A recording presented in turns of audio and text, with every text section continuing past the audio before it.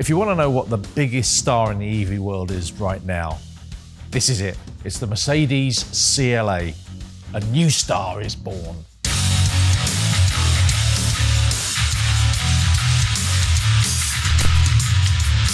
Okay, I'm slightly obsessed with stars at the moment. I'm seeing stars, and you'll find out why in a minute, but two facts about this car.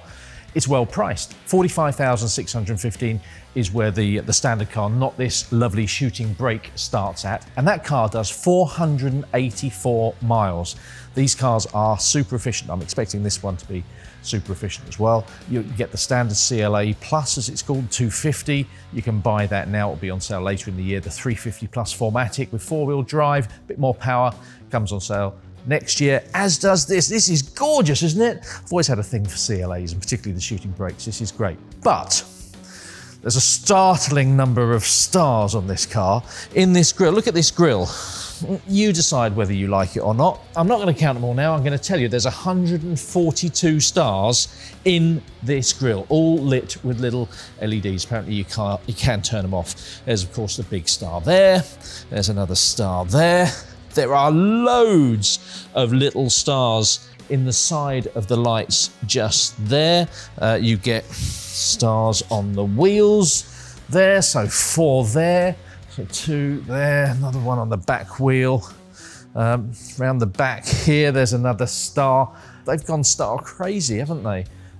This car actually has a delightful roof, full-length panoramic roof. Hey, guess what? Yeah, there's loads of stars, 158 illuminated stars in there. And if you don't have the triple screen layout at the front, you get a panel. It's got illuminated stars. I think there's over 100 in there, so that's about 400 odd stars in this car. That's a lot of stars. But what is the star of the show, of course, is how the thing drives and how the thing looks. And little details on this Shooting Brake that I love. This silver element here, the rear spoiler in silver with the black bits that kind of go around it, are really clever. This car is super slippery. The saloon has a coefficient of drag, measured in CD, of 0.21, and that helps towards this car's efficiency. And getting a car that is super efficient and goes so far and looks so good is a rarity in my book. So that's what it looks like out here. Should we have a quick look inside, see what we think, see if there's a few more stars? You have to remember that this is a CLA. Of course, the CLA used to be based on the A-Class, so it's no longer the A-Class hatch. It's a compact car, and it does feel a little bit small in here, but perfectly formed. I'll talk to you about a few of the issues that I feel about in terms of quality in here, but more stars on the dashboard here. This one has a screen, so somebody can sit here and watch Disney Plus or whatever they want to do. But it kind of feels quite nice in here. The driving position is good. The kit count is good. The technology is impressive. But what's most important is, how does this car drive? I've been out on the road, not in the Shooting Brake. We don't know the prices or specifications. I think it's fair to say there'll be a 250 and a 350 4MATIC, but we won't be able to drive the Shooting Brake for a while. I've been out in the saloon on the roads around here in Copenhagen. This is the CLA 250 Plus. There is a four-wheel drive 350 Plus, which will be coming to the UK later, along with the Sporting Brake. And I'm going to be very honest, straight out, and say this is one of the nicest electric cars I have ever driven. What do I like about it? It's just the way it drives. The ride is really nice. The body control is great. It's really comfortable. Even the throttle modulation, I know it's not a throttle, the accelerator modulation is really nice. This car does 0 to 60 in 6.7 seconds, which is way quick enough. You know, I don't need an electric car that will go from 0 to 60 in 4 seconds. And that makes this car easy to drive, but it's the comfort that is nice. It's quiet. This car is the closest to what I think a Mercedes should drive like than any Mercedes I've driven for a very long time. They have done a superb job with this new platform. It bodes really well for the Shooting Brake version, the Estate, which looks fantastic, which you saw earlier on. 2 SUVs off this platform as well. So I'm really excited for that. So Mercedes riding really, really nicely.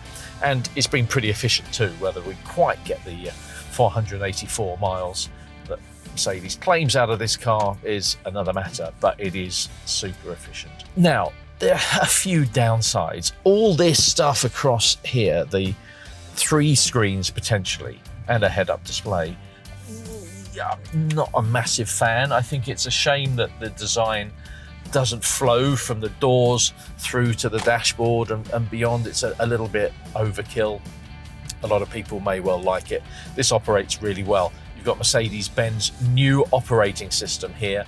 It works with Google Maps that I'm using at the moment. It works with Microsoft and it works with ChatGPT. So you can ask it questions and it will decide who best to answer it. Whether you want details on a restaurant, probably use Google. If you want to know what the latest headlines are, then that may be ChatGPT or whatever. It's a very clever system.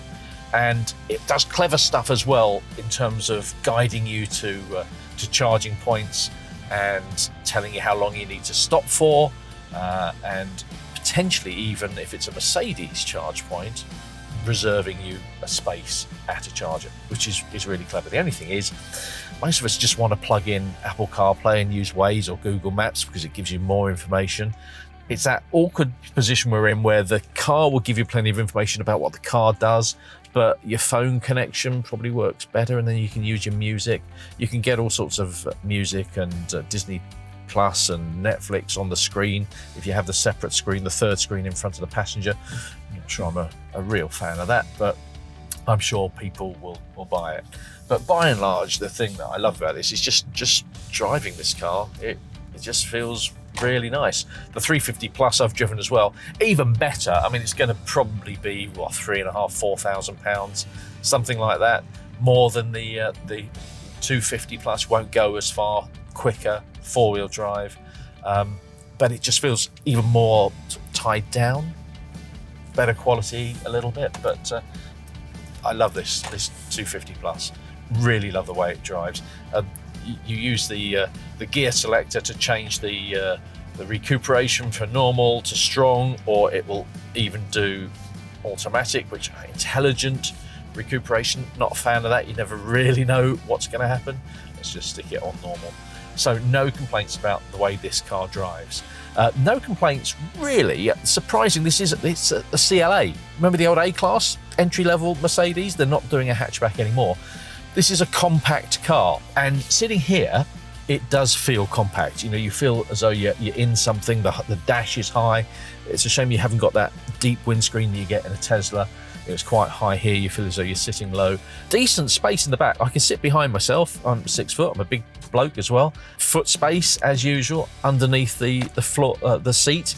That's a bit of an issue. I'd like a slightly smaller steering wheel. It just feels a bit big. Clearly, Mercedes have got a group steering wheel that they use. It's a shame there isn't a bespoke one in here.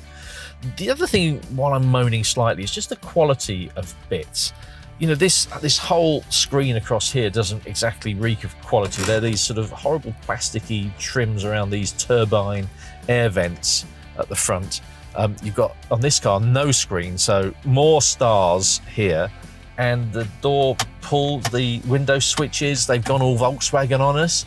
You know how Volkswagen, you have to press a button to operate the rear windows. You've got to do the same here. Press a button, there goes the rear window. Press a button, there goes the front window. Why press a button once when you can press it twice? Not great in terms of usability. And opening and shutting the doors doesn't reek of quality. So there are places, most of it's what you touch and feel, it's fairly nice, but there are clearly places where Mercedes has cut corners, but then again, you know, ultimately they've got to make this car pay, haven't they? It can't cost the earth, and with a starting price where it is, it's pretty appealing. So yeah, I really like the way this car drives. I'm going to talk you through something that is a bit of a sticking point here. Now, the advanced tech in this car means that it uses an 800-volt architecture. That means that this car can charge, I think it's up to 320 kilowatts on a suitable fast charger. You can put on 200 miles of range in 10 minutes. Brilliant. However, did you know, you might not know this, there are different kind of chargers. There are 400 volt chargers, which are a lot of the sort of lower speed fast chargers, DC charging, you know, when you get the two little bits on the plug. And there are 800 volt super fast chargers. This car won't work on the 400 volt DC chargers. Now, admittedly, they may be a 50 or 75 or 100 kilowatt chargers, so they're not the very fastest chargers, but currently this car will only work on 800 volt super fast chargers. I think it's just not good enough. It's just not good enough, and it's such a shame. Now, Mercedes are going to fix that, and another 800 volt architectures use clever technology to get around it, and there will be a fix, but that will come in 2026, I'm told. Until then, you're going to have a car that the Mercedes technology in the navigation will guide you to a charger that it can use, but there may well be chargers that you know and use that are fast chargers, not necessarily the fastest chargers, that this car currently won't be able to use. And that's just a shame. So I guess be aware, you know, this is a really nice car, and should you buy one, just be aware that if you buy an early one, you won't be able to use some of those fast chargers. Buy one in a year's time, quid's in. I'm told that things will be great and you should be able to use any charger. It's just such a shame because this car's so nice, and that's just going to confuse people and put people off. And frankly, it'll put me off too. Before I give you my verdict, it's time to go to the Red Book of Doom with some facts for you. So 85 kilowatt hour battery. The 250 will do 0 to 62 in 6.7 seconds, which I said is fine, it's great, it drives. This thing drives so nicely. 484 mile range of the Saloon. We don't know what this shooting brake will do just yet. 320 kilowatt charging. That charging, you know, if I'm summing the car up, it's going to be a problem for the first cars, the fact you can't charge on those 400 volt chargers. That really is a big issue for me. Personally, I'd wait for one of these because I think this looks sensational. In terms of space back here, oh yeah, the standard car gives you 405 litres. This car gives you 455 litres, or with the seats down, 1,290 litres maximum. So I think my dog's going to be very happy back here because it's quite a, oh, hang on, there we go, don't worry about that. That's me waving my foot under there, so it shuts automatically. But not everybody's going to be doing this, are they? Yeah. Not exactly dog friendly, I would say, back here, but more flexible, and frankly the shooting brake looks much nicer. You've got the new Mercedes-Benz operating system. Oh, more space. Oh, I forgot about the more 101 litre front. And the starting price, 45,615 for the CLA Plus 250 Saloon. That's a really, really good starting point. So how can I sum this car up? Firstly, I really do love the way it drives. You've got all the stats. It goes a long way, goes further than a Tesla, and it drives much nicer than a Tesla. The way it drives is great. Looks fantastic. Inside, disappointed with a few little bits where they clearly save some money, cut on the quality, not necessarily Mercedes quality, although the drive is Mercedes quality. That charging thing is going to be a bit of an issue.